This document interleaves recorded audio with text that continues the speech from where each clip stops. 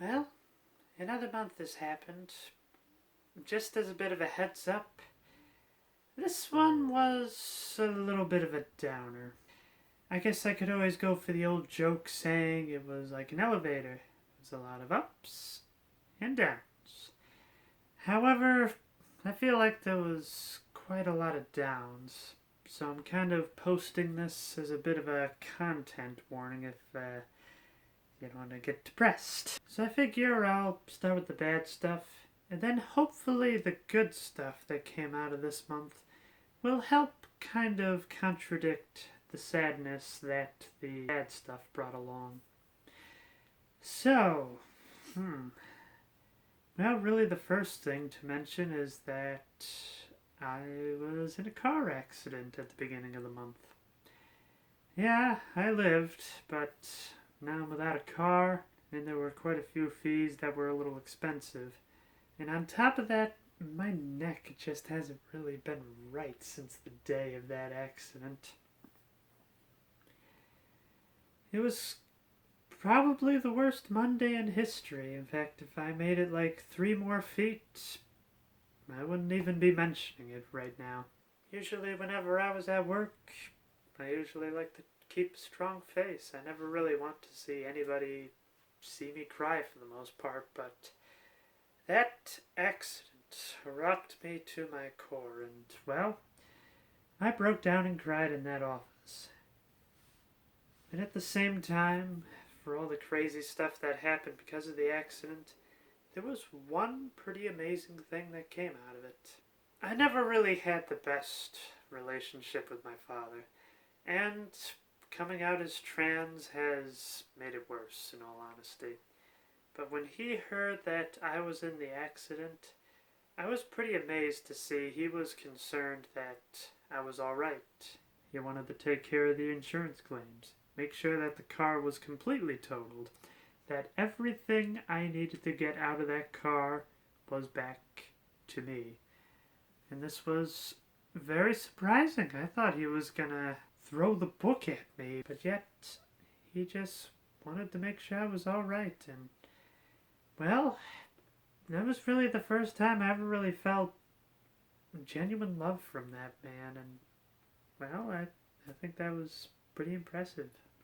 I'm sure I mentioned this in my last video, but in order to get a consultation for bottom surgery, I need to first get a letter of recommendation from a psychologist and a therapist. Well, I'm currently seeing the therapist, and it's quite an experience.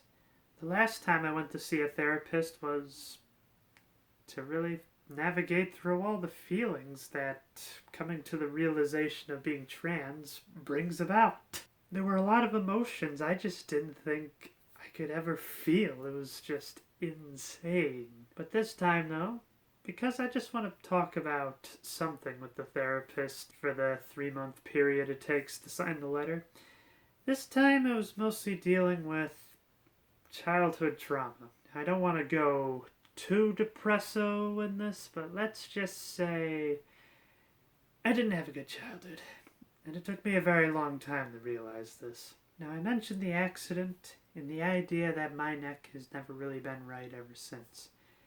Well, I started physical therapy for that, and, well, it's been helping out a fair bit. However, it's just a little creepy. This is a little bit of a story time within a story time, I guess. So, you may remember that for the My Ancient TV series, I was playing Cyberpunk 2077 by myself. I kind of realized that it's more fun to just play the game, so I have been. And I gotta say, it's amazing how this game has tackled some very serious subjects. But probably the thing that rocked me to my core is it got to a point where there was 2 choices. Either you could take these pills to keep yourself alive for 6 months longer, or you can just off yourself with dignity. Well, it seemed like offing myself with dignity was the better option, so I went for that, and That was probably one of the most depressing things I have ever seen in a video game. Now, I've heard a lot of people talk about The Last of Us 2 being a downright depressing game, but kind of coming to terms with, like, the end, that was really intense. But probably the thing that really sold it, the thing that really had me crying tears over it, was ordinarily when you play the game, all you just see your hands, legs, feet, because it's a first person shooter. This was one of the few times in the game you got to see your person's face. And from there, it felt less like you were playing a game, but you just kind of threw away the life of an actual person. And on top of that, it's a really bittersweet goodbye at the same time. I'm certainly happy that the end cutscene never actually showed V pulling the trigger, because I think that just would have put it over the top. So I took the other path as well, just to see what would happen, and yes, it did keep you alive longer, and you were able to tie up quite a few loose ends. And in fact, it even seemed like there was a chance that you would start living again when you had to start going to physical therapy. Let's just say the irony was not lost on me.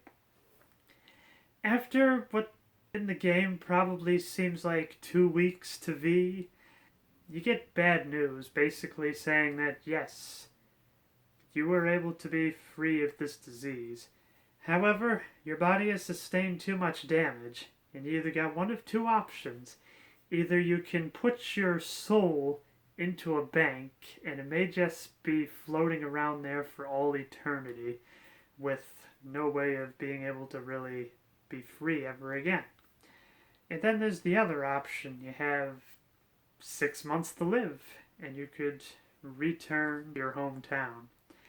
There, that ending felt a bit more satisfying, because it felt like you were given a much better chance to say goodbye, to really be able to tie up all the loose ends. But still, though, whenever they show just V's face, it really sells how sad that ending is. I'm very curious to see what other endings there are. Hopefully there's one that isn't as existential and disturbed as these. So that was a long tangent, but the main reason I bring this up. Thanksgiving Day. I was doing quite a fair bit of shaving just everywhere because I hate body hair at this point.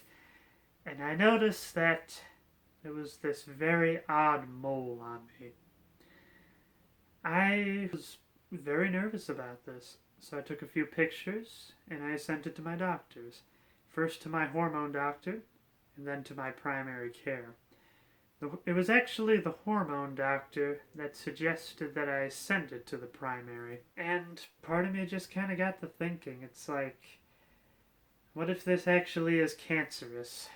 What are the things I need to do before I say goodbye? What are the loose ends that I need to tie up? And I just went right back to Cyberpunk right there with the story of V. It's the idea that, like, if I was too far gone, would I still go for the dignity route, or would I just let it play through to the end? Because you only got one choice there in your actual life. And so, as of the time of making this video, I did manage to get to the doctor's appointment to have it checked out. And probably the main thing to note is that this mole is on one of my breasts, which kind of gives you a perspective as to why I'm kind of freaking out about this. The doctor gave me a full breast exam, and wow, that was probably the most pain I ever felt in a doctor's visit. All the other trans sisters out there know how painful it is to grow these things. Imagine having some person, like, give a deep tissue massage to them. Oh, it hurts. At first I was a little relieved, because the doctor said it looks like just a normal mole. But at the same time, it could be cancerous, so we better send you to a specialist. And then I went right back into thinking again. Is this the end? How exactly do I want to go out? how do I want people to remember me and what time I have left? Of course, I might also just be overreacting. It could be possible it just is a mole and nothing more. That's what I'm sincerely hoping for because, well, before transitioning, death was kind of something I welcomed.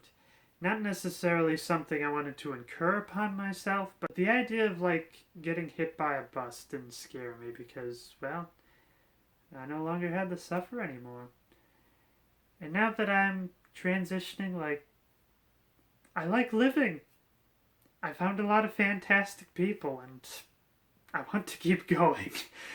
And I just kind of wonder if this mold is going to make it so I can't keep going anymore. So yeah, like I said, content warning, this is going to be depressing. But that was the depressing parts.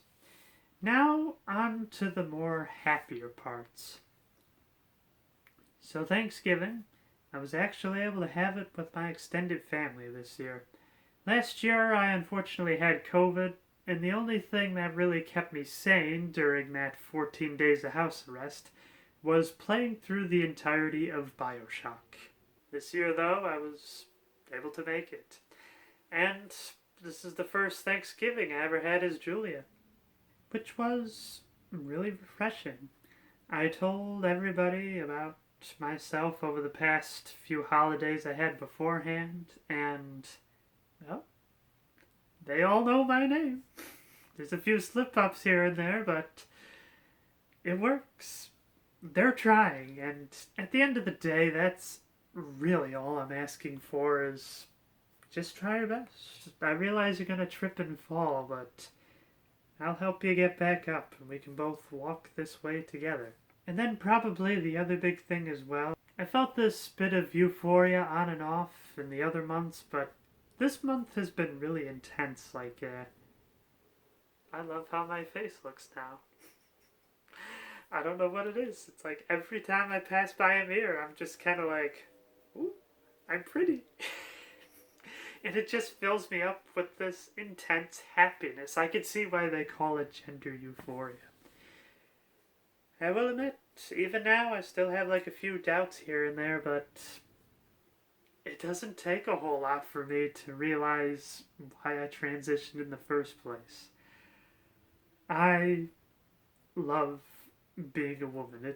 It has just enriched my life in so many ways that I just didn't think it could. I've probably said it time and time again, but it amazes me how such a little thing as changing your gender can do a lot. Although it actually is a very big thing, but yet somehow it doesn't at the same time. But then again, maybe it's because I've just had that little woman inside of me screaming, why am I stuck here? Why can't I have the body that I deserve? Well, she got her wish. And the rest of me is pretty happy too. I felt like I had a fair bit more that I was going to add on to the happiness there, but I think that's about it. I do hope that I didn't send anybody into some sort of depressive state because of all this. That was never really my intention. It was just a way to recap everything that has happened this month. And since I think the physical changes are going to be rather slow, it's really more the emotional changes I think are going to happen from here on out. But we'll see. If I get prettier than this, I am just going to be that one ecstatic person just going, ah, all the time. So, until next time, be yourself, no matter who that is. And because this was a rather harsher video, you can get through this. There is light at the very end of the tunnel. I was hoping for something a little less cliche, but I think you get the point I'm trying to make. Or at least I hope. So, I'll end it there.